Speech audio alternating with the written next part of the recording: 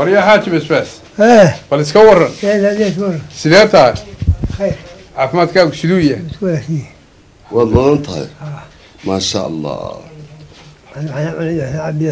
هي ilaahay caafimaad buuxa siiya waxa muddooyinkii u dambeeyay xanuun u jiifay cisbitaalka weyn ee magaalada Hargeysa abwaan fanaan jila Ismaaciil Xaaji Cabdi oo loo yaqaan basbaas kaasoo kamid ah aasaasayashii fanka kaasoo muddooyinkii u dambeeyay xaalad caafimaad u yeelay cisbitaalkaasi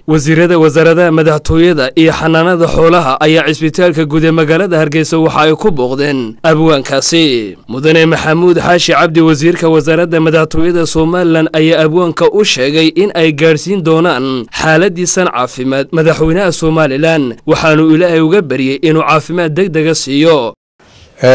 ninkan oo saaxiibka ah ayaa yiri warwada ninka odayga weyn baa meesha jiifa rag odayaasha weyn waa la tabaa madaxweynahana waa ku wargelina waa ku sheegayna yaa wixii lagu tari karana waa insha Allah waa ku tarayna madaxweynahana arintaada waan gaarsiinaya mudane Cabdilaahi Maxamed Daaric Cukuse wasiirka wasaaradda xanaanada xoolaha Soomaaliland ayaa ilaahay uga bariyay inuu u gargaaro abwaankaasi waa abwaankii weynaa waa dadkii fanka aasaasay buu ku jira dadkii suugaanta iyo dhaqanka Soomaaliland iyo Soomaaligaba af Soomaaligaba sayska u taagay rukumada u taagay buu ku jira waxaanu halkan u nimi inaanu soo booqnaa abwaankaas sida wasiirka madaxtooyaduba sheegay ilaahayna caafimaad baanu uga baryaynaa dhammaanteena aynu ducayno intii aynu tari karnana aynu tarno ilaahay baa wax taree